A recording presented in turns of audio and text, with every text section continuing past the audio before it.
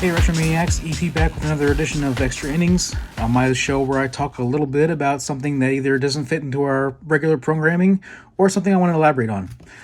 This is the first in probably many of these episodes that I'll talk about how I hobby to help pay for my hobby, and it's a really important thing in my opinion to try to sell some of the cards so you're not just spending and spending and spending. And for somebody like me who likes to see a lot of different cards, this is a really great way to do this. In my opinion, this is the number one best way to do it. I go out and I buy cards at card shows. I buy cards if I can find good deals on eBay. And this is probably one of my favorite ways to do it. And this is a lot that I bought recently. These are all Upper Deck inserts. These are all in pages. It's a ton of pages here. You can see there's a Griffey on here, and we got an Alex Rodriguez and Mark McGwire up here, Albert Bell, which is really cool stuff. And this is a whole stack of inserts from Upper Deck. Upper Deck made some awesome cards back in the day, and there's a bunch here. Like you can see, this second page here is mostly hologram cards. Then these Grand Slam hologram cards. So some really awesome stuff in this lot. One of the cool things about doing it this way is a lot of dealers, a lot of sellers, they don't want to take the time to take these cards out of the sleeves. They just want to sell it as is, so you're going to get a better deal selling it this way. And then what I do is I take them out of here, and I put them in sleeves and sell them individually.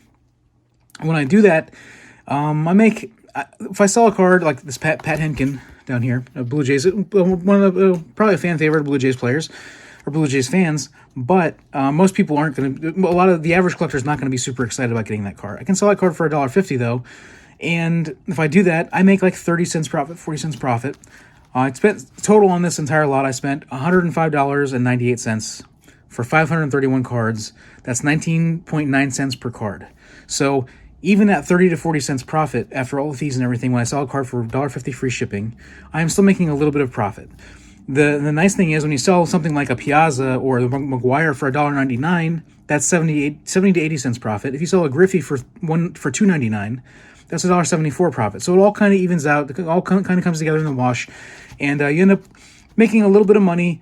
I get to see tons and tons of awesome cards doing it this way. If you go to a card show and you find a bunch of stuff, you can buy them all, knowing that most of them are going to be inventory. But you get to see a bunch of cards and own a bunch of cards and go through a bunch of cards. In my opinion, that's a really fun way to hobby. And one of the cool things about it is these are from some of these previous collections from the same buyer, actually, from the same seller, actually, some Topps cards. Some of these cards, you can see they're in Card Savers, are going to be good enough to grade. They're going to be, in really good shape. Not all of them, obviously, because they're in sleeves and stuff. So they're not all going to make it, but some really cool cards here that I ended up pulling out of these lots that I think are good enough to grade. And if they're good enough to grade, especially like this era and these cards, I think they're 10s. And so, some really good quality cards, some really fun stuff. Highly recommend checking this out, giving it a chance. Obviously, you're gonna have to pull every single card out of here if you want to do it my way, and there are probably a million different ways you could do it, but this is the way I like to do it. And I get to see a bunch of cards, have some fun, own some cool cards, and be able to help pay for the next lot. That's the whole point, is being able to getting all these cards, getting them listed on eBay or selling them at a card show, and then being able to get another batch of 530 amazing cards in the next time. So that's it. Have a great day. Thanks.